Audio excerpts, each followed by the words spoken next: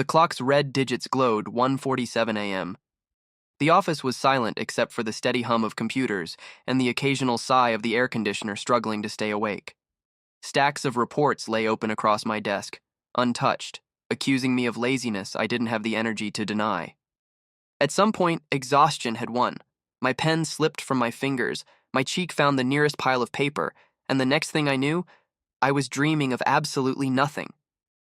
If dreams had a sound, mine would have been the rustle of paper and the faint scent of coffee gone cold. I didn't hear the elevator ding, didn't notice the footsteps that stopped just outside my cubicle, didn't see Adrian pause in the doorway. He probably came in expecting to find me still working, buried under my usual mountain of spreadsheets.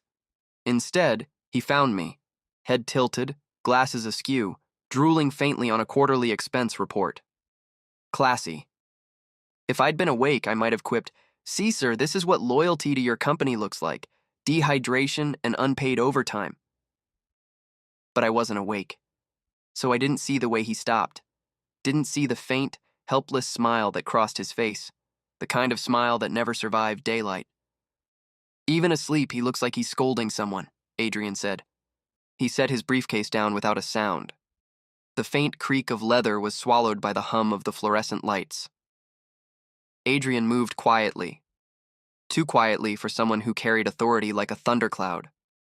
He shrugged off his jacket and, with a hesitation that didn't belong to him, draped it over my shoulders. It was warm, heavy. His scent, calm pine and something darker beneath, filled the air around me. It grounded everything, the flicker of the screens, the stale office air, the hollow in my chest that had been growing all week. He stood there for a long time, watching, thinking, regretting maybe. His fingers reached out, just barely, brushing a strand of hair from my forehead. His touch was so light it could have been a breeze. But even unconscious, some part of me must have felt it, because my body leaned instinctively toward the warmth. He drew in a slow breath. His voice, low and rough around the edges, slipped into the quiet like a confession, meant only for the air itself. "If I had a simple life, I'd live it with you. But I can't drag you into this mess." He lingered, close enough that his breath ghosted against my temple. Then, a feather-light press of lips, brief, careful, gone in a heartbeat, a secret promise made in silence. When he stepped away, the air seemed colder, the hum of the computers louder, the world lonelier. And I slept through all of it, unaware that my life had just shifted by a fraction of a breath. I woke to sunlight stabbing me directly in the eyes like it had a personal grudge. My neck ached, my wrist was numb, and my pen had left an imprint across my cheek. Glorious. I blinked blearily at the reports beneath me. They were wrinkled, damp with sleep drool, and, if the universe had any mercy, unread by anyone important. Then I noticed it, a familiar black jacket draped over my shoulders. I froze. His scent lingered on the fabric, crisp, quiet, unmistakably him. Adrian. The world tilted just slightly. For a full minute, I stared at the jacket like it was radioactive. Then I groaned, pressing a hand over my face. "Seriously? The man marks documents and apparently his secretary too." The words came out dry, automatic, my default setting, sarcasm as defense. But my heart, it wasn't laughing, because beneath the humor was warmth, the kind that spread quietly, stubbornly, into places I kept walled off. I touched the spot where the alpha's scent was strongest, right over my shoulder, right where his hand must have been, and all the jokes faded into something softer. "You shouldn't be kind to me like that. I'll start believing it means something." I folded the jacket carefully, maybe too carefully, and set it aside. My reflection on the dark monitor looked ridiculous. Messy hair, crooked glasses, a faint blush I couldn't explain. I exhaled, muttering to no one. "Congratulations, Eli. You've officially fallen for your boss's laundry." Then I smiled. Just a little. The kind of smile you hide before anyone sees. By midday, the office was alive again. Phones ringing, printers screeching, people pretending to look busy when Adrian passed by. I stood by the glass hallway overlooking the executive floor, nursing a lukewarm cup of coffee that tasted suspiciously like regret. Down below, through the clear glass walls of the conference room, Adrian was in his element, composed, confident, sleeves rolled, eyes sharp. He looked like he owned the world, and I looked like the guy who owned the coffee machine. A coworker strolled up beside me, following my gaze with a grin. "You staring at the boss again?" I didn't flinch. "No," I deadpanned, taking another sip. "I'm checking if the company still has a soul." They laughed and walked off. I stayed. My reflection on the glass looked tired, the kind of tired that doesn't go away with sleep. But behind that exhaustion was something I didn't dare name. Admiration, affection, longing, the kind of emotion that felt too big for someone like me to carry alone. Adrian's voice carried faintly through the walls, calm and deliberate. Even when he spoke numbers, it sounded like a melody I could never unhear. He was born for this, to lead, to command, to make the world orbit around him. And yet, sometimes when he looked at me, the world tilted the other way. I told myself it was just in my head, that he didn't mean it, that alphas like him didn't look twice at secretaries who could barely keep their rent paid on time. But then, as if on cue, his gaze lifted, cutting clean through the glass, through the crowd of executives, landing straight on me. For one breathless second, we just looked at each other. His expression faltered. Barely. Just a flicker. Surprise, warmth, something he wasn't supposed to show. I looked away first, of course. My heart was too loud, my composure too fragile. "Stop looking at me like that, boss," I muttered under my breath. I already fell once. But the words didn't sound angry. They sounded tired, honest. When I finally turned to leave the hallway, I caught sight of my own reflection in the glass again. The faint curve of my mouth betrayed me, a smile too small to exist, too real to ignore. Sometimes I wondered what it would be like if we were ordinary. If he wasn't the alpha who carried a whole company on his shoulders, and I wasn't at the omega pretending my heart didn't need a race every time he said my name. Maybe we'd argue about dinner instead of deadlines. Maybe I'd fall asleep on a couch that wasn't surrounded by paperwork. Maybe he'd wake me up properly instead of pretending not to care. But we weren't ordinary, and we never could be. The office was chaos by 8:30 a.m. Phones ringing, printers choking, interns sprinting like caffeine-deprived gazelles. And me? I was the eye of the storm. Or at least, that's what I told myself every morning while juggling schedules, answering calls, and signing documents I probably wasn't supposed to. My desk was buried under folders and color-coded Post-its, and I'd already answered 12 emails, rescheduled a meeting, and diffused a potential HR incident, all before my first sip of coffee. If multitasking was a sport, I muttered, stabbing the send key, I'd win gold and still reply to client emails mid-run. A junior staffer blinked at me, holding a file like it was a live grenade. Should I? Yes, I said, snatching it, flipping through the pages, signing, and handing it back in one seamless motion. And if anyone asks, I'm totally fine, not internally screaming at the universe or anything. He scurried off. Smart man. I leaned back in my chair, exhaling. My reflection in the dark monitor looked exhausted, but functional, professional. The kind of omega who didn't break even when buried alive under spreadsheets. Then came him. The low click of leather shoes, the subtle shift in the room's air pressure. Adrian. Every head in the hallway turned as he walked past. Tall, sharp suit, crisp tie, presence heavy enough to hush the room without saying a word. He was everything the corporate world worshipped: composure, control, perfection wrapped in a heartbeat. He stopped briefly near my desk, glancing at the papers I'd stacked overnight. His expression softened, just barely. "Good morning," he said, voice low, clipped, polite. A simple greeting. Nothing special. Except it made my chest tighten like a fist. I managed to smile, the kind that didn't reach my eyes. "Morning, sir. Already breaking productivity records, as you can see." He nodded once, then moved on. The air he left behind was faintly scented with cedar and clean musk.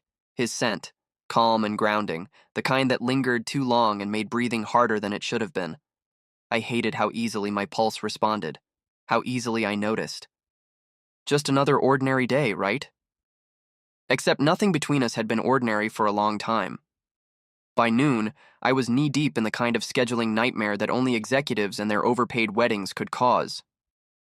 Adrian stood by the window of his office, sunlight haloing him in gold as he scanned the week's agenda. I sat across from his desk, clicking through my tablet, pretending my heart wasn't staging a rebellion. "Your meeting with the finance board has been moved to Thursday," I said. "Also, the florist sent confirmation for—" I stopped mid-sentence. The word hung awkwardly. "For the wedding arrangements." He looked up slowly. "Yes. Continue." I shouldn't have felt anything. It wasn't news. His engagement had been public for months, a perfectly arranged match with another high-status alpha. Business, strategy, not love. At least that's what I told myself every time the thought scraped through my chest. "Right," I said, scrolling mechanically. "The florist's confirmed for Saturday. The catering team will arrive at noon. I'll make sure the menu doesn't clash with your heartbreak consultant." His brow arched slightly. "Heartbreak consultant?" "Just trying to anticipate future needs, sir," I replied dryly. "You know, efficiency." He almost smiled. Almost. "You seem invested." "Of course, it's not every day I get to organize someone's happily ever after." I looked up, forcing my tone to stay light, my face unreadable.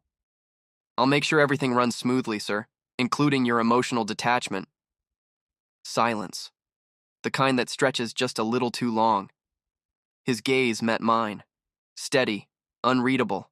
A storm behind calm waters. "You think I'm detached?" I looked away, pretending to type. "I think you're professional. Like me." The lie tasted bitter. The memory came back like a bruise pressed too hard. Sudden, vivid, impossible to ignore. It was months ago. The company retreat.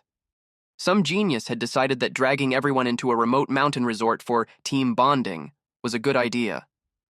Translation: forced karaoke, bad barbecue, and me pretending to enjoy small talk with people who thought Omega was a polite insult. I still remembered muttering, "Oh, great. Even out of office hours, I'm working for the boss. Should have just added personal babysitter to my job title." By the third night, most people were drunk or asleep. The music had quieted. The fire had burned down to soft embers. Adrian had stayed longer than usual, his composure unraveling in the gentlest ways. A loosened tie, a slower blink, the faintest slur on his words. He'd been surrounded by a few executives at first, laughing, drinking, until one of them, an alpha from marketing, turned toward me. "Eli, you've been hiding all night," he said, waving a glass. "Come have a drink." I'd forced a polite smile. "Ah, no thanks. My liver's already on strike." But before I could take a step back, Adrian's voice cut through the laughter. Low, clipped, colder than the mountain air. "That's enough, Mr. Hahn." The man froze, blinking. "Just offering—" I said that's enough. Adrian's eyes never left mine. His expression was unreadable, but the tension rolled off him in waves. The others laughed awkwardly and scattered. I should have left then. I really should have. Instead, I said quietly, "You know, sir, if you scare off everyone who offers me drinks, people might think you're jealous." He turned sharply, his gaze darkening. "Jealous?"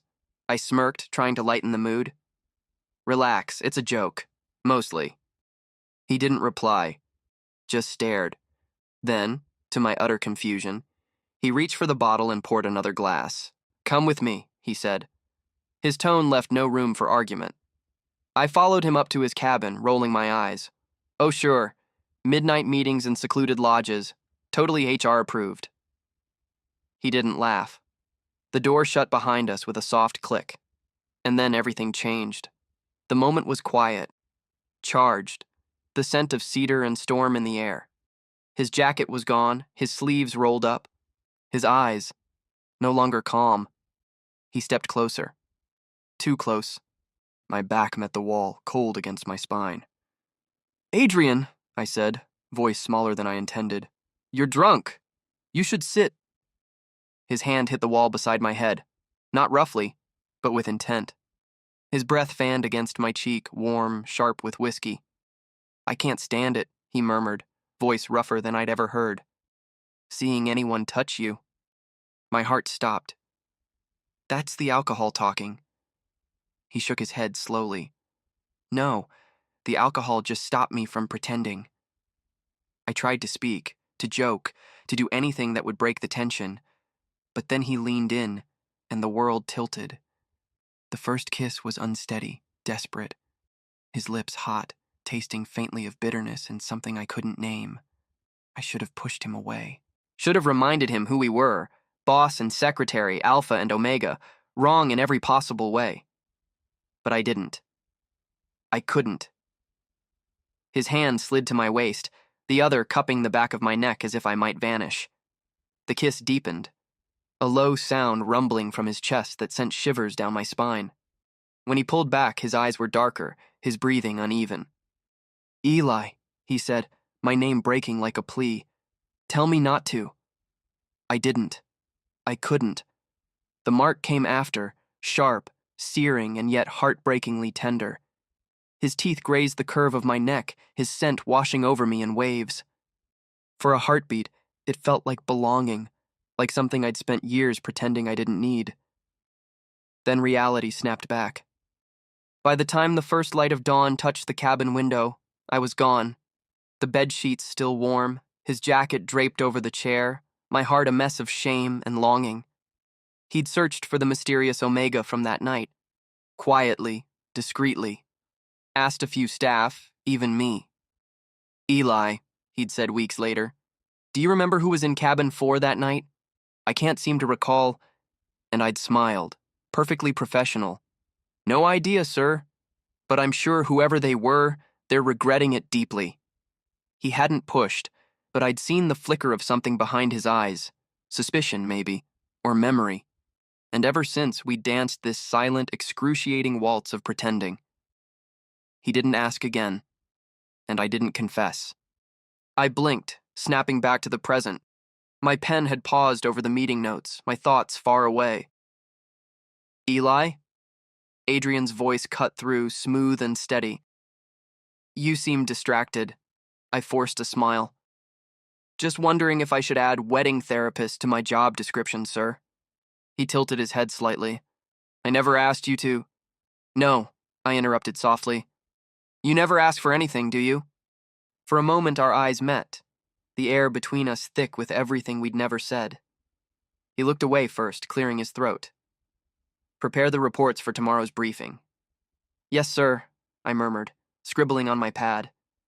My hands were steady. My heart wasn't. As he turned toward the window again, sunlight tracing the line of his jaw, I thought, not for the first time, that if he ever remembered that night, if he ever looked too closely, everything would break. He hides behind his suit. I hide behind my smile. Maybe that's fair. But sometimes, when he says good morning, I almost forget we're both lying. And if he ever learns the truth, that the Omega he marked that night was the one who brings him coffee every morning, the world we built on silence will finally shatter. Ordinary days, extraordinary secrets. The next day, I was halfway through drowning in expense reports when a shadow fell across my desk. The kind of shadow that came with authority, cedar scent, and emotional damage. I looked up. Adrian stood there, immaculate as always, holding something in his hand. "Your desk looks like a war zone," he said evenly. "That's because it is, sir," I replied, flipping through pages. "I'm fighting for survival. Office edition." He didn't smile, but there was that faint twitch in his jaw, the one I'd learned meant amusement, or frustration, or both. Then he extended an envelope toward me. "This is for you." I blinked. "What is it? My termination notice?" Because honestly, I'd frame it. His gaze didn't waver. "It's an invitation. To the wedding." I stared at the envelope like it might bite me. "Oh, great," I said finally. "A front row seat to emotional self-destruction." Silence. He blinked. "You're joking." "Barely," I said, taking it anyway. "Should I RSVP with applause or therapy notes?" Adrian's lips parted, just slightly like he might say something, but he didn't. Instead, he straightened his cuffs, voice calm. "You're part of the executive coordination team. It's mandatory." I leaned back in my chair. "Of course, nothing says corporate efficiency like watching your boss marry someone else." He hesitated. Something flickered across his eyes, too quick to read. "You'll be compensated for the extra hours." "Oh, perfect," I said lightly. "I'll use that to buy earplugs for the vows." He gave me one last unreadable look before turning away. But as he walked off, I caught the faintest pause in his steps. Like there was something he wanted to say but couldn't. Maybe that was the cruelest part about us. The words we didn't say always hurt more than the ones we did. The next morning started better, at least as better as mornings get when you were trying to dress a 3-year-old who thinks pants are the enemy. "Noah, sweetheart, please," I said, wrestling the tiny alpha-shaped tornado into his shoes. "Your daycare teachers don't get paid enough for this kind of chaos." Noah looked up with those impossibly round eyes. Adrian's shade of blue, if I was cruel enough to notice. "Daddy, can I tell Miss Laura that my daddy is invisible?" I froze, then forced a grin. "No, sweetheart, you can't." He giggled, clapping his hands. "Classified." "Exactly," I said, scooping him up. "Now let's go before classified daddy grounds us both." The truth sat heavy beneath my ribs, like it always did. Noah didn't know who his father was, and I intended to keep it that way. At the daycare gate, I knelt to fix his jacket and kissed his forehead. "Be good, okay? No telling stories about invisible daddies or the teacher will call me again." Noah grinned.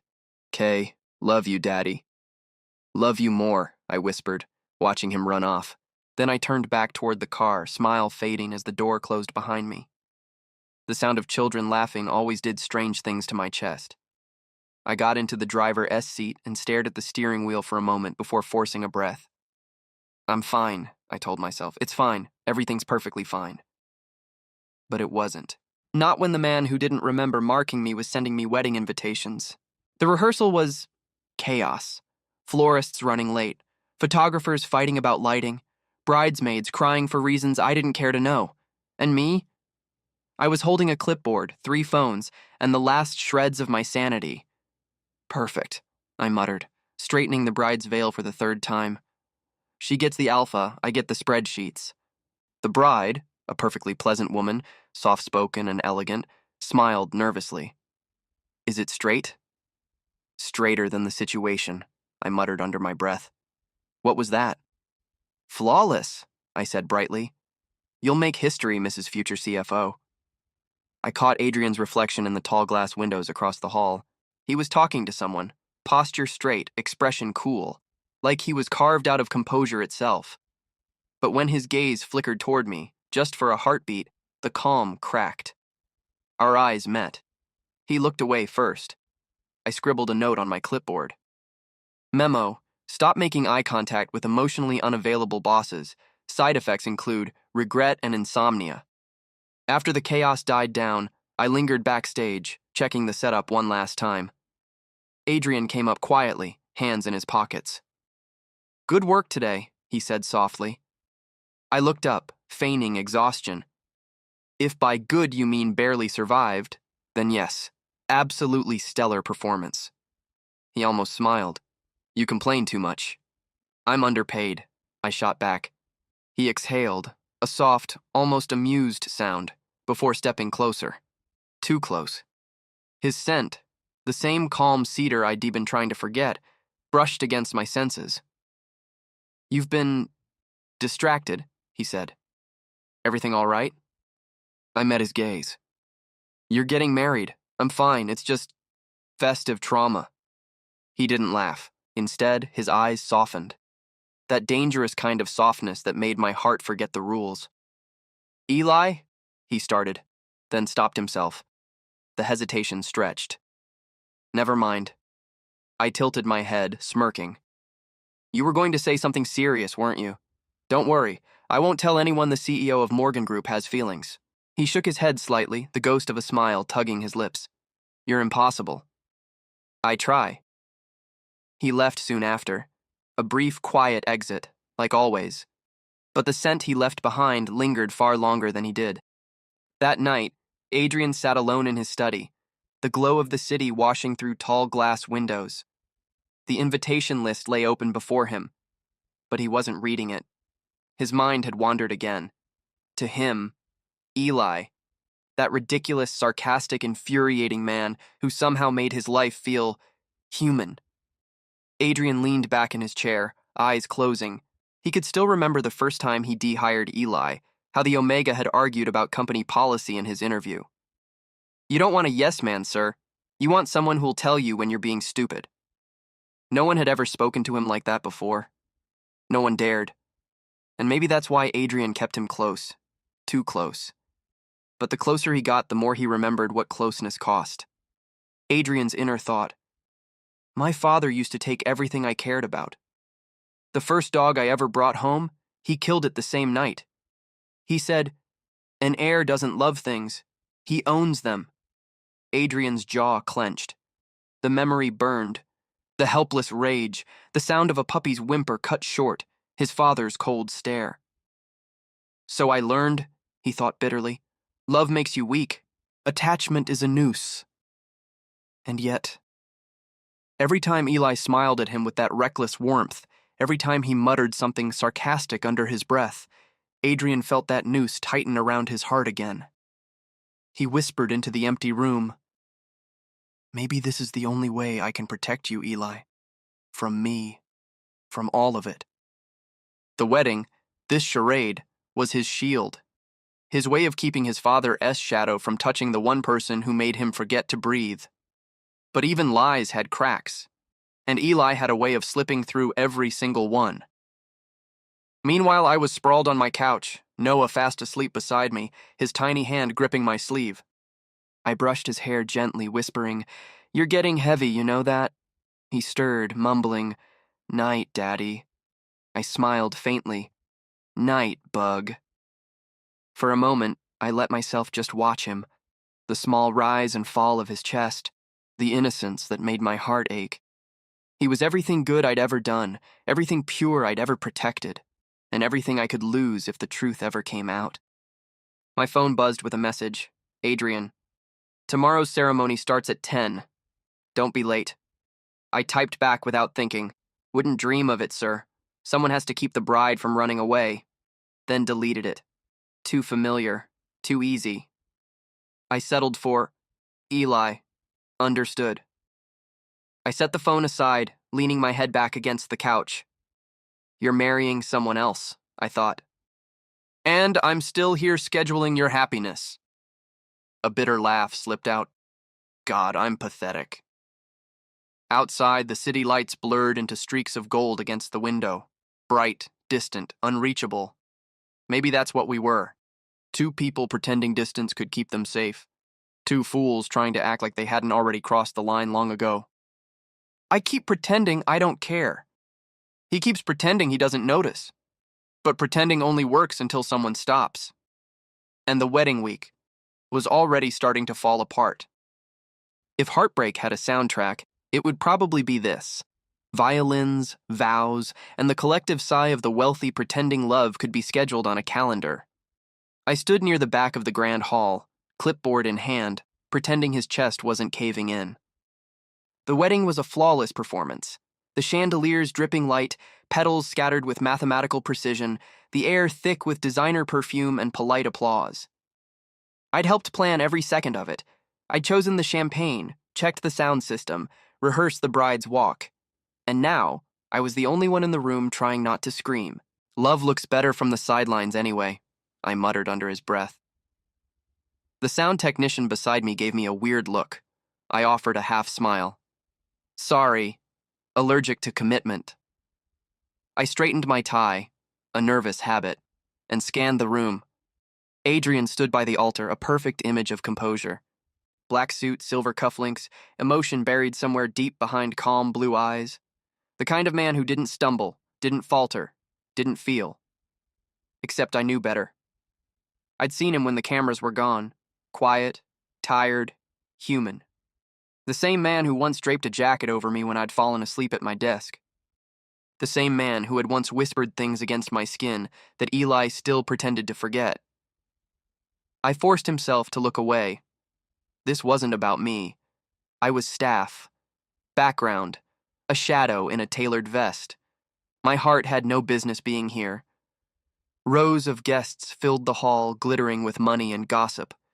Executives, politicians, old money families, all there to witness the union that would merge two empires. Mr. Adrian Morgan and Ms. Clarice Vaughn, the announcer's voice echoed smoothly. Welcome the dawn of a new partnership. Partnership. That word made me want to laugh, or cry, or both. I adjusted my earpiece and murmured into the mic, "Stage team, stand by for the walk." My tone was professional. My hands weren't steady. The bride entered, graceful and glowing, her veil shimmering under the chandeliers. Gasps and sighs rippled through the crowd. Somewhere, a camera clicked. I swallowed hard, glancing toward Adrian. The alpha's expression didn't change, but his shoulders were tight, too tight for a man moments away from happily ever after. Maybe no one else noticed, but I did, because I always did.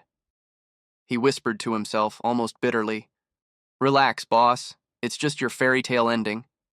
I didn't realize I was gripping the edge of my clipboard until my knuckles turned white. It happened so fast that my brain barely caught up. 1 second, the priest was speaking. The next, a small voice pierced the silence. "Daddy!" The word rang out, bright and clear, echoing through the cathedral-like hall. Heads turned. Whispers rippled. My soul left his body. My eyes snapped to the source. And there he was. Noah. My 3-year-old hurricane of a son, standing proudly in the middle of the aisle, clutching a small toy car, beaming like sunshine. "Oh, my God," I whispered. My body moved before my brain did. "Noah!" I darted forward, weaving between guests, heart hammering so loud I barely heard the rising gasps. The babysitter, pale and breathless, chased after him from the side door. I'm so sorry. He just slipped away." Noah ignored everyone, eyes fixed on the tall figure at the altar. "Daddy, you're so far away!" Time fractured. Adrian froze. His expression, blank at first, went flickered, confusion cutting through the composure. He took a half step forward, then another, and then his instincts hit like thunder. I reached the child just as Adrian did. The two worlds collided, quiet chaos under 1,000 watching eyes. I bent down, whispering frantically, "Noah, baby, we talked about this." But Noah had already run straight past me, straight into Adrian's arms. For one infinite, impossible heartbeat, no one breathed. Adrian knelt, automatically catching the boy before he stumbled.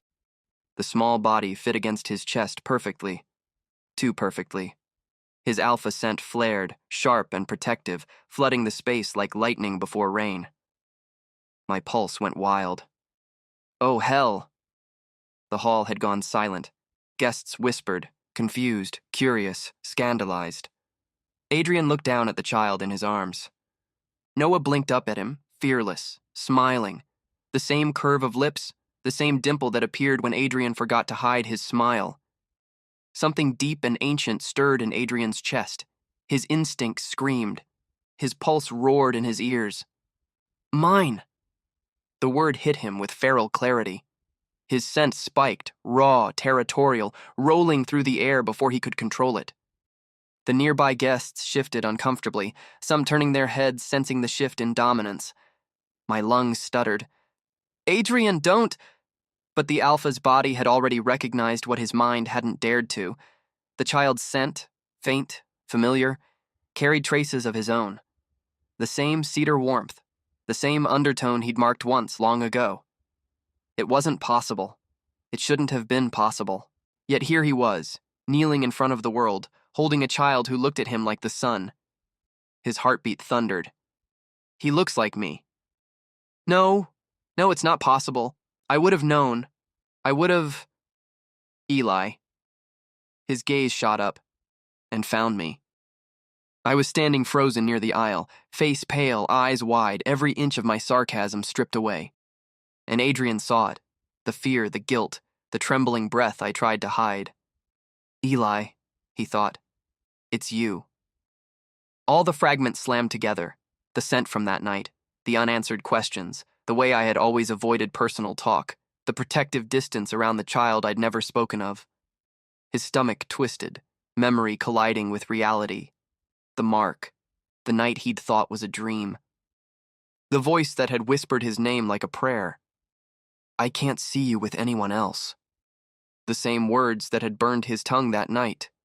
He'd spent months trying to erase it, convincing himself that the drunken haze had imagined the warmth of that voice, the scent that matched his so perfectly. But now, there was no denying it. The truth was standing right in front of him, with tiny hands clutching his collar.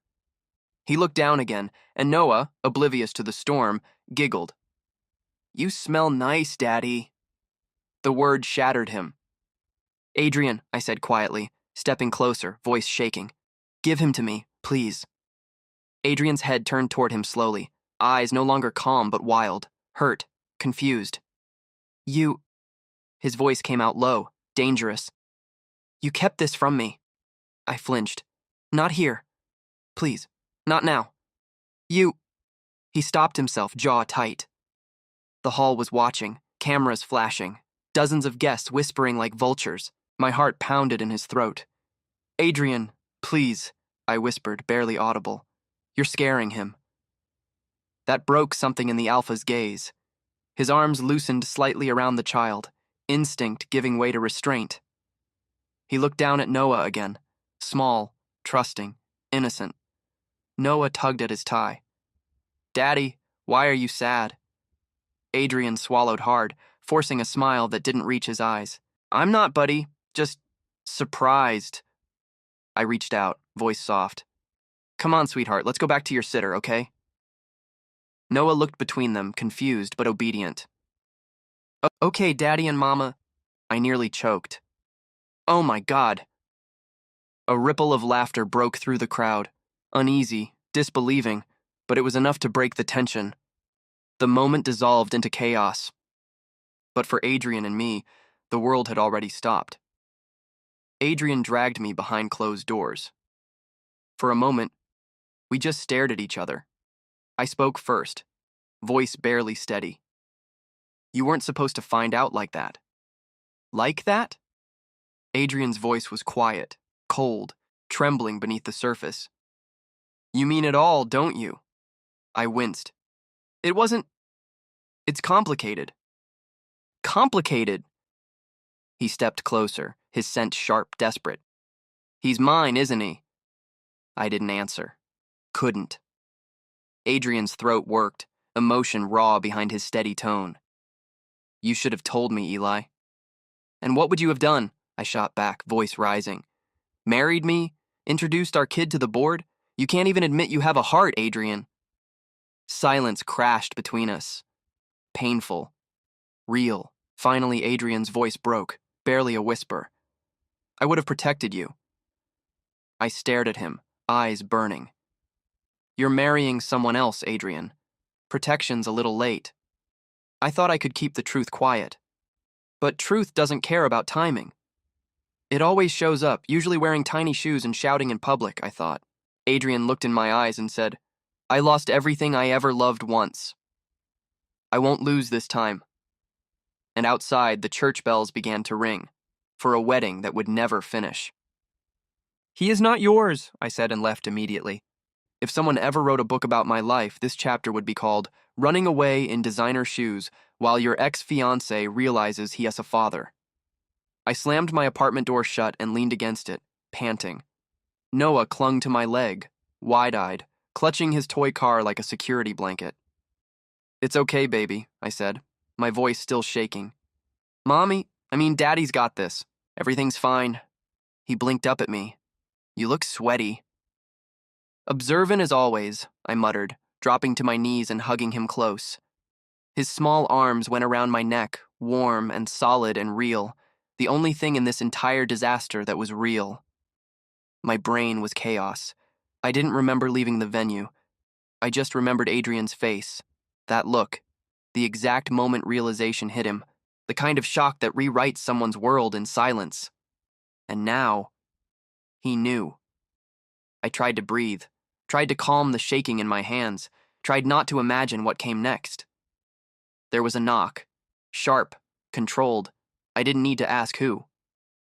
Eli, came his voice, deep, steady, but rougher than usual. Open the door.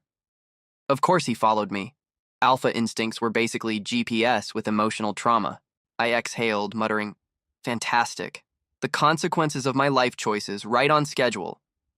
Noah tugged my sleeve. "Is Daddy mad?" I swallowed.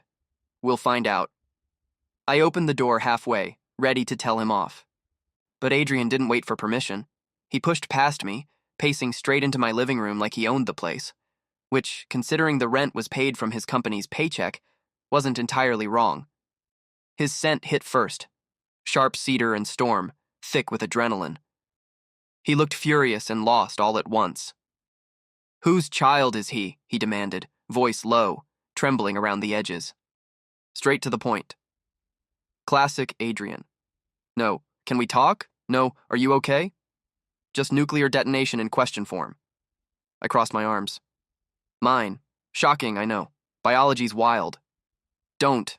His tone snapped. "Don't joke about this, Eli." I met his gaze evenly. "Why not? Humor's the only thing keeping me from collapsing." He took a step closer, eyes blazing. "He called me Daddy. Yeah, he also called a mannequin at the mall Uncle Breadstick. Kids say a lot of things." "Stop deflecting. Stop interrogating me." We stood there, two idiots trying to outstubborn each other while a toddler hummed the Paw Patrol theme in the corner. Adrian's chest rose and fell sharply. His alpha scent spiked, not just angry, but something deeper, rawer. The air shifted, pressure thickening, instincts humming under my skin. He was close enough that I could feel it, the unspoken pull that always short-circuited my sense of reason. Then he froze. His eyes flicked toward Noah, who was now building towers out of juice boxes. I saw it happen. That flicker of realization again, but this time, scent-driven. His nostrils flared. A subtle, quiet inhale. And then his entire body went still. The silence stretched too long. When he finally spoke, his voice had dropped to a whisper. "He's mine." The words weren't angry this time, just hollow, fragile. Like if he said them too loud, the universe might take them back. I closed my eyes. My throat felt like glass. "Congratulations, Daddy," I said weakly. "You win the genetic lottery." Adrian just stared at me, unreadable. Then he moved, one slow step, then another, until he stood beside Noah. He crouched down, eyes softening. Noah looked up at him, curious. "Hi," he said cheerfully, holding up his toy. "Want to play cars?" Adrian didn't answer for a few seconds, then, voice trembling, "Yeah, I'd like that." I couldn't look at them. The sight was too much. Too right. Too dangerous. Adrian straightened, turning back toward me. "Why didn't you tell me?" I laughed, sharp and humorless. "Because you were busy getting engaged to someone else. Didn't want to ruin your PR fairy tale." He flinched. "That's not fair." "Fair?" My voice cracked. "Nothing about this is fair, Adrian. Not the fact that I raised him alone. Not the fact that I had to lie every day because the minute your father knew he'd—" "Stop." His voice hardened, but there was fear behind it. "Don't say that." "You know it's true," I shot back. "He would have taken him, used him, turned this into another corporate pawn on your family chessboard." Adrian's jaw clenched. He looked away, guilt flickering in his eyes. And there it was. The moment the perfect alpha didn't know what to say. He ran a hand through his hair. "I would have protected you." "Really?" I laughed again, bitter. "You couldn't even protect a stray dog you loved." He froze. I hadn't meant to say it. But the memory came flooding back. A boy, a small puppy, a father who believed affection was weakness. Adrian's father had killed it the next day. Adrian's voice broke. "He took everything I ever cared about. Everything I tried to keep." "Exactly," I whispered. "That's why I couldn't tell you. I wasn't going to let him take Noah, too." For a long time, neither of us spoke. Noah yawned loudly and announced, "I'm sleepy," before wandering to his room with his toy. The door clicked shut behind him, and just like that, it was just us. The adults who wrecked each other, lives standing in a silence that hurt to breathe in. Adrian's voice was quiet now. You think I'd let him hurt you? I think you'd try to stop him, I said, and you'd lose, like you always do with him. His jaw twitched. You really think that little of me? I think you're too good to be ruthless, I said, eyes meeting his. And your world doesn't reward good. His gaze flickered, something dark and broken swimming there. You should have trusted me. I did, I said softly. Once, the words landed between us like a bruise. Adrian exhaled, the tension bleeding into exhaustion. So what now? I shrugged, forcing my tone light. Now you go back to your mansion. I'll keep raising my kid. We pretend this never happened. Easy. You think I can do that? His voice cracked, and I'd never heard it crack before. You've done harder things. His lips curved into something almost like a smile. You're still the same, still mouthy when you're terrified. I prefer witty under pressure. He huffed a laugh, but his eyes didn't join in. They were locked on me like I was something he'd lost a long time ago and had no idea how to touch without breaking it. Then his expression softened. He has your stubbornness, and your terrible hairline, I said automatically. He almost smiled. Almost. Then the air shifted again, heavier, quieter. His hand twitched, like he wanted to reach out but didn't dare. I don't know what to do, he admitted finally. You don't have to do anything, I said. Just stay away. It's safer. For who? He asked quietly. I didn't answer. He turned toward the window, looking out at the city lights like they held the solution. My whole life I was told that love is leverage, that caring makes you weak. I stayed silent. But when he called me Daddy, he stopped, swallowing hard. It didn't feel like weakness. It felt like... He shook his head. Like something worth losing everything for. Something in my chest stuttered. You don't get to say things like that, I said softly. Not when you're still engaged. He looked back at me, and the devastation in his eyes almost knocked me over. You think I can go back to her after this? I didn't want to answer that either. Noah's muffled snores came from the bedroom. The world felt smaller now, quieter, like the city itself was holding its breath. Adrian stood by the door, hand on the frame, torn between leaving and staying. Eli, he said, voice low. I'm not going to disappear. I smiled faintly. You always say that. He looked at me for a long, silent moment. Then, with a soft exhale, he stepped closer. Just close enough for our scents to mix, his cedar wrapping faintly around my skin. He didn't kiss me. He didn't touch me. He just looked. The kind of look that says, if the world were different, I'd stay. Then he whispered, maybe this time, I'll fight for what I want. He turned and left. The door clicked shut. His scent lingered like a ghost. I stood there, laughing under my breath, tired, broken, half in disbelief. Great, I muttered to myself. Now the Alpha's having a character arc. I thought keeping secrets protected us. But maybe all it did was delay the explosion. And the worst part? Even after everything, part of me still wants him to stay. Walking into the office that morning felt like stepping into a wildlife documentary. Predators, aka gossiping co-workers, lurked behind cubicles whispering over coffee. Every swivel chair turned in unison when I entered, like synchronized judgment. I raised a brow. Relax, people. I'm not here to seduce the boss. I'm here to fix his terrible calendar. Someone actually dropped their pen. Guess sarcasm was still too advanced for this species. I walked to my desk, ignoring the whispers. My inbox looked like a war zone. My coffee was cold, and my life, as usual, was a disaster wearing a tie. Then came the voice, low, steady, dangerous in that you can't ignore me way. Eli, my office. I froze mid-step. The air shifted instantly.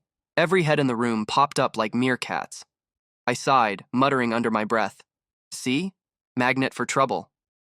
Adrian stood by the window when I entered. Sleeves rolled up, the city light cutting across his face like something out of a very expensive painting. Unfortunately, that painting had emotionally scarred me multiple times. "Close the door," he said quietly. Oh, good. The 4 scariest words in any workplace. I did, leaning against the frame like I didn't have an anxiety-induced stomachache. "You wanted to see me, boss?" I asked, keeping it casual. He turned. His eyes softened, barely, but I saw it. "You should have told me." I blinked. "Oh, sure," I said flatly. "I'll just slip that into next week's memo. By the way, I gave birth to your kid. Please approve HR leave." I'm sure legal would love that. His jaw tightened, part frustration, part guilt. "I mean it, Eli." "I know," I said quietly, "but meaning doesn't change what would have happened if I did." Silence stretched. His scent filled the room, cedar and steady control. The kind of scent that used to make me feel safe, back when I was stupid enough to think safety and him could coexist. He looked at me for a long moment. "You're still angry," I snorted. "I'm a single parent working overtime under my ex, who happens to be a CEO/almost groom. Angry is my baseline emotion." A flicker of something almost like amusement crossed his face. "I missed your sarcasm," he said softly. I rolled my eyes. "You missed your assistant's efficiency. Don't romanticize it."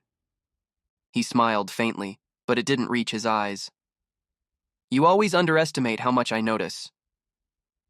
Before I could come up with a witty comeback, his intercom buzzed, a reminder about the upcoming board meeting, saved by capitalism. He said quietly, "Stay close during the meeting." "Sure," I muttered, picking up my tablet. Wouldn't want the sharks to smell blood. Meetings with the executive board were always a mix of corporate jargon and thinly veiled ego contests. I stood at the side, taking notes, pretending I wasn't aware of the stares, especially the ones aimed at me. It didn't take long before one of the senior managers, a man who clearly thought misogyny was a leadership trait, leaned toward another and muttered, just loud enough to be heard, "Guess the boss's secretary position comes with fringe benefits." The words slid through the air like oil. A few forced laughs followed. My grip on the tablet tightened, but I kept my face perfectly neutral. Before I could even open my mouth, the temperature in the room seemed to drop 5 degrees. Adrian didn't even look up from his notes when he said, voice sharp as glass, "Anyone disrespecting Secretary Eli can resign today." Silence. Heavy. Absolute. The man paled. "Sir, I didn't—" Adrian finally looked up, eyes cutting through him like ice. "You did. And that's one more sentence than I care to hear from you." The meeting continued. No one dared breathe too loudly after that. I stood there, pulse still racing, pretending to focus on my notes. When Adrian's hand brushed mine briefly while taking a document, I caught the subtle brush of his scent, grounding, protective, infuriatingly steady. He didn't look at me, but his words from earlier echoed in my head. "You should have told me." Maybe he was right, or maybe I was right to stay silent. Either way, now the whole company knew there was something electric between us, and no amount of professionalism could hide it. As the room cleared, I leaned toward him, keeping my voice low. "Wow, didn't know I came with alpha-grade protection." He didn't look up from his papers. "You always have." That shouldn't have made my chest ache, but it did. I forced a grin. "That's cute. You rehearsed that?" "Eli," he said quietly, almost pleadingly. "Nope, not doing this here." I grabbed my tablet and headed for the door before the room got smaller. We ended up in the elevator together, of course, because the universe loves irony. The air was too quiet, too close.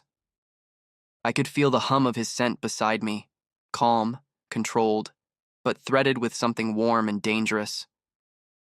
"You didn't have to defend me," I said finally, eyes fixed on the glowing floor numbers. He glanced at me. "I wanted to." "That's not smart," I said. "People already love gossip." He stepped a little closer. "Let them talk." I snorted. "Careful, boss. People might think you care." He turned then, really turned, meeting my eyes fully. "Maybe I do." Something in his tone made my heartbeat stutter. It wasn't a confession. It was a quiet, inconvenient truth he couldn't stop himself from saying. I swallowed. That's your problem, then. He smiled faintly, that rare, small, devastating smile that used to undo me completely. Maybe, he said softly, but it's a problem I'll live with. The elevator dinged. The doors opened. I stepped out first, pretending my legs weren't shaking. Back at my desk, I could feel eyes on us, whispers swirling like smoke. I ignored them, typing away, pretending my heart wasn't doing cartwheels. From the corner of my eye, I saw Adrian through his office window. Calm, composed, but every few minutes, his gaze flicked toward me. Just a glance. Barely there. But enough. And I hated that part of me still warmed under it. I typed a memo to him. Next time you want to make a statement, maybe buy me coffee instead of firing an executive. He replied 5 minutes later. Noted, latte or cappuccino? I bit back a smile. Damn him. I muttered under my breath. You really don't make this easy, do you, boss? Somewhere behind that glass, Adrian looked up, like he heard me. He keeps saying I always had his protection. But maybe that's the problem. Because every time he shields me, I forget how to keep my own walls up. The week after the wedding that wasn't a weird tea felt like walking through a minefield of whispers and coffee cups that stopped clinking whenever I walked in. I'd perfected the art of pretending not to notice. Relax, people, I said Monday morning, dropping my files onto the break room table. The baby's not going to call any of you daddy, promise.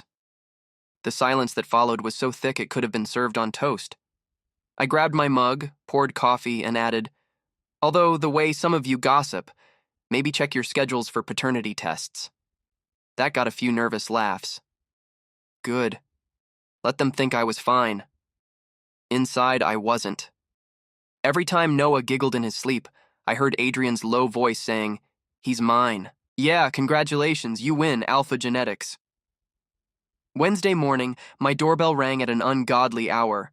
I opened it to find Adrian standing there in a perfectly pressed shirt, holding a tiny blue lunchbox. For Noah, he said. I blinked. You made lunch?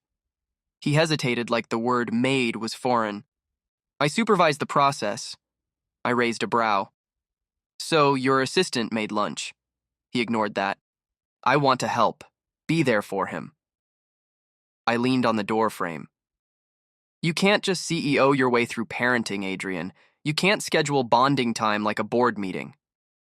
Watch me, he said simply, stepping inside like he owned the place, which, given his personality, he probably thought he did. He crouched beside Noah, who was stacking blocks on the floor. The kid looked up, grinned, and squealed, Daddy!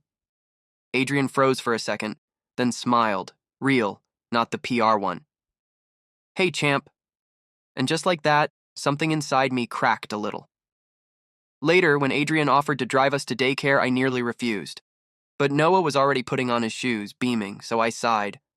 Fine, but no fancy cars. I don't want the teachers thinking I'm dating my boss. Adrian gave me a look. Would that be so bad? Terrible, I said quickly. HR nightmare. You'd have to fire me. Then who'd fix your disastrous calendar? His lips curved slightly. True. No one else could survive your sarcasm.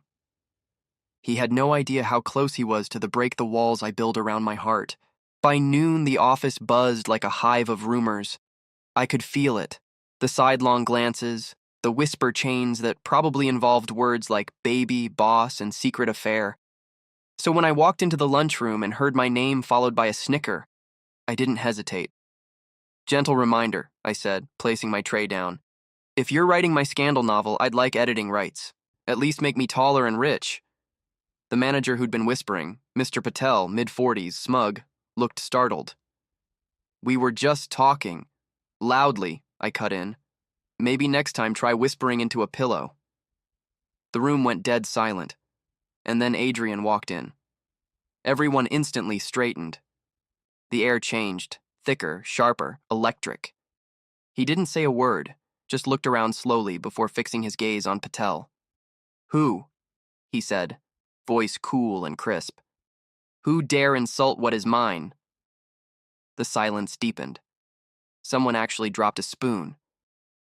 I blinked at him, half shocked, half mortified. I wanted to make a joke, to break the intensity, but my throat had suddenly gone dry. His eyes lingered a second too long, his scent warm and steady. And then he left, just like that, leaving the whole room stunned. I sat down again, speared my salad, and said to the staring crowd, "Well, that was subtle." That night, I'd finally gotten Noah to bed when there was a soft knock on my door. Adrian stood there again, this time with no tie, sleeves rolled up. I crossed my arms. "If this is about babysitting, I charge extra for emotional damage." He smiled faintly. "No, I just wanted to see you." "Bad idea, boss," I said, though my voice was gentler than I meant it to be. He stepped inside anyway. For a long moment, neither of us spoke. The hum of the fridge filled the silence. Finally, I sighed. "You know, this whole white knight act, defending me in meetings, showing up here, it's sweet, but it's not going to fix anything." He looked at me, and something in his eyes made my breath catch. "You think this is an act?" I shrugged, forcing a smirk. "Well, you're a CEO. Acting's basically your job description." That earned a small laugh from him. Then he said quietly, "I've been buying shares. All of them. The board, my father's stakes, everything. Trust me." I frowned. "You're what?" He met my gaze. "So he can't control me anymore. So he can't take away the people I care about." Something cold twisted in my chest. "Adrian..." He looked away. "When I was a kid, I brought home a cat once. My father, he killed it. Said I needed to learn not to get attached. He repeated this every time I brought a pet. Last time he killed a dog, so I stopped getting attached." I swallowed hard, my sarcasm suddenly feeling small and useless. "I'm not letting him touch what's mine again," Adrian said softly. "Not my company, not you, not Noah." My heart thudded. "You can't just decide that we're yours." He looked at me, steady, aching, sincere. "Then tell me you're not." I wanted to. I really did. Instead, I turned away, muttering, "You should go before Noah wakes up." Adrian hesitated, then said quietly, "I'll see you tomorrow." When the door clicked shut, I exhaled shakily and leaned against it.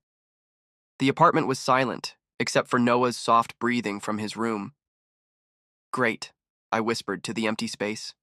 "Now the overbearing alpha is trying to fix his daddy issues with stock purchases and emotional confessions." But when I caught my reflection in the window, flushed cheeks, trembling lips, I realized I wasn't laughing anymore. Because the truth was, part of me wanted to believe him. And that was the most dangerous thing of all. If someone had told me I'd wake up one day and find my face, and my kids, plastered all over gossip sites, I would have laughed, or cried, or both. The headline read, "CEO Adrian Hale's secret family, fiancé speaks out." Fantastic. I was trending for the first time, and it wasn't for my good looks. I sat at my desk staring at the screen like maybe it would burst into flames and erase itself. No luck. Noah's tiny face smiled back from the photo, one I'd taken on a Sunday morning, back when privacy still existed. "Great," I muttered. "World domination via toddler cheeks. My legacy is complete." Phones rang nonstop outside the office. PR team scrambled. Someone was definitely crying in the hallway. It was chaos. And in the middle of it all, Adrian Hale, my boss, my mistake, my alpha, stood at the center of a storm he hadn't started. When he finally walked into the office, silence fell like a guillotine. He looked composed, too composed. The kind of calm that comes right before something explodes. Our eyes met. His were darker than usual. "Eli," he said quietly. "My office." There it was, my invitation to the execution. He shut the door behind me. No one else dared breathe outside it. Adrian placed his phone on the desk, the photo of Noah still on the screen. "She leaked it," he said flatly, "because the engagement's over." I blinked. "Wow, you say that like you just canceled a lunch meeting." He didn't even react. "You and Noah will be protected. I've already called my lawyers." "Protect us?" I scoffed. "From what? Public opinion or your family's outrage?" Newsflash, Hale, I've survived worse than hashtags. Something flickered behind his calm. Guilt, maybe, or hurt. You shouldn't have to survive it alone. I leaned back against the wall, arms crossed, masking the tremor in my chest with sarcasm. Sure, nothing says comfort like my billionaire ex-boss deciding to play hero. He sighed, the sound heavy. You really think this is about image? I think it's about you fixing a problem that shouldn't exist. His eyes softened. You and Noah are not problems. That almost broke me. Almost. So instead, I smiled, sharp and tired. Good to know. Still, I quit. I didn't wait for his reaction. I'd already written the letter, printed neatly on company stationery. Old habits die hard. Dear Mr. Hale, effective immediately, I resign from my position as your executive secretary. Thank you for the opportunity to manage your chaos. Sincerely, Eli Parker. I left it on his desk and turned to leave. I made it exactly 3 steps before a hand caught my wrist. Eli, Adrian said, voice rougher than I'd ever heard it. You think I'd let you go? That's kind of the point, I said without turning. You're not supposed to keep what you've already broken. His grip tightened, not enough to hurt, but enough to make my breath hitch. You didn't ruin me, Eli. I laughed, low and bitter. Tell that to your PR department. He turned me around, eyes fierce. You made me realize what I actually want. I froze. The world narrowed to his voice, his hand, the distance between us that felt too small and too wide all at once. And it took fatherhood to get there? I said finally, raising a brow. You're slow, boss. He exhaled, half a laugh, half a confession. Maybe, but I'm done running from it. For a heartbeat, neither of us moved. Outside, the noise of reporters and phones and panic blurred into nothing. It was just us, the man who'd built empires and the idiot who'd fallen for him between coffee breaks and chaos. I bought out the rest of the company, Adrian said suddenly. I blinked. What? I've been buying shares quietly for months, he continued. My father doesn't own a single piece of it anymore. He can't control me, or what I choose. If I had given up from CEO position, he still won't let me go, so no other way out. The words hit like thunder, a mix of shock and something dangerously close to hope. You're serious? I thought you were joking earlier, I asked softly. He nodded. I did it because I was tired of living by someone else's rules, because every time I looked at you, I thought... He stopped, breath catching, eyes searching mine. Thought what? I prompted, heart racing. That maybe I could have something simple, real, you, Noah, a life that isn't built on fear. My throat tightened. I wanted to joke, to say something snarky like, wow, look at you, Mr. Emotional Growth. But all that came out was a shaky, Adrian. He stepped closer, close enough that I could smell the familiar steadiness of him, cedar, coffee, and the faint echo of everything I'd ever wanted. I can't change the past, he said, but I can choose now. And I choose you. For a long moment, I just stared at him. The man who'd once been untouchable, now standing in front of me, stripped of every wall he'd ever built. Finally, I sighed, breaking the silence the only way I knew how. You really should have led with that before the whole engagement thing. He smiled faintly, relief flickering in his eyes. Duly noted. I took a step closer, close enough to feel his breath. And what now, boss?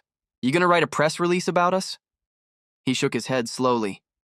No, I'm done performing. I just want to live. Something inside me cracked. The last bit of distance I'd been clinging to. You're really an idiot, I whispered. I know, he said. But I'm your idiot now. That night, when the news finally stopped spinning and the city went quiet, I stood by my apartment window, Noah asleep in his bed. My phone buzzed. A message from Adrian. They can say what they want. I'm not letting them define us. I don't care about others' opinions. What I care about is you. I wrote, bold of you to assume I'm part of us. Adrian messaged, then tell me I'm wrong. I stared at the message for a long moment before typing back. I wrote, you're still slow, boss, but you're learning. And for once, I didn't delete the smile that followed. Mornings used to mean chaos. coffee gone cold, Noah's shoes mismatched, and me running late because my boss thought 8 a.m. meetings were a lifestyle choice. Now, mornings meant something entirely different, like watching the most powerful alpha in the city struggle with a frying pan. I leaned against the kitchen counter, arms crossed, amusement plain on my face. You burn eggs for a living now? Impressive career change, Mr. CEO. Adrian didn't even flinch, flipping something questionably edible with a spatula. Learning for you two, he said simply. I blinked. You say that like you're applying for the world's hardest internship. He turned, smiling faintly. I've handled mergers worth billions, Eli, but getting Noah to eat without throwing cereal at me, that's the real test of leadership. I snorted into my coffee. Good luck. He already runs this household. You're just staff. Noah giggled from the dining table, face sticky with jam. Daddy's staff. Adrian placed the plate, half-burnt eggs, fully sincere effort, on the table and kissed Noah's head. If the boss says so. Watching them, my chest did that annoying warm thing again. The one I told myself was indigestion, not affection. The smell of coffee filled the apartment, mixing with the faint smoke of Adrian's cooking experiment. He looked strangely at peace here, without the suit, the boardroom glare, the armor. Just a man in a t-shirt, sleeves rolled up, trying too hard not to ruin breakfast. It felt domestic. Dangerous word. Stop smiling like that, he said, catching me staring. You're enjoying this. I shrugged, lips curving. Watching the great Adrian Hale versus breakfast? Oh, I'm thrilled. He rolled his eyes, but there was laughter in them. Keep teasing me, and you'll be in charge of dinner. Bold of you to assume I can't burn water, I shot back. Noah's laughter bubbled through the room, pure and light, breaking the last bits of tension that had haunted us since the wedding chaos. For the first time, it felt like a home. Messy, imperfect, real. Later that day, Adrian insisted on fixing the cabinet door I'd been ignoring for weeks. He was kneeling beside me, sleeves rolled up again, while I handed him the screwdriver. Noah was on the floor nearby, constructing some kind of Lego empire and occasionally announcing, "Daddy, I made you a tower." Adrian glanced at him with that soft, unguarded smile that always caught me off guard. That's amazing, buddy. Then his gaze drifted back to me. Too long, too warm. Stop staring, I muttered, cheeks heating despite my best effort. It's distracting. Can't help it, he murmured. I rolled my eyes, pretending to focus on the cabinet, though my pulse betrayed me. You know you're supposed to fix the cabinet, not emotionally damage your secretary. He chuckled lowly. You're not my secretary anymore. You are the boss. That hit differently, half nostalgia, half relief. Right, I said softly. Guess I'm something else now. His hand brushed mine as we reached for the same screw. The contact was small, but my heart stuttered anyway. His scent, steady and grounding, wrapped around me. Eli, he said quietly, I know I messed up. I let too many people decide my life before, but not anymore. This, he gestured between us. This is mine to protect now. I swallowed, trying to keep my voice steady. You say that like I'm fragile. He smiled. No, like you're worth fighting for. Damn him. Why did he have to sound so sincere? By sunset, the apartment glowed warm orange. Noah ran around in circles, laughing as Adrian chased him across the living room. Got you! Adrian lifted him high, spinning him until Noah squealed. Daddy! The boy giggled, throwing his arms around Adrian's neck. Adrian held him close, laughing softly. And in that moment he looked lighter, like a man who'd finally outrun his past. I crossed my arms, pretending unimpressed. See? He's already got your ego. Adrian turned toward me, still holding Noah, his eyes gentle. Guess he got my heart too. Something in my chest melted completely.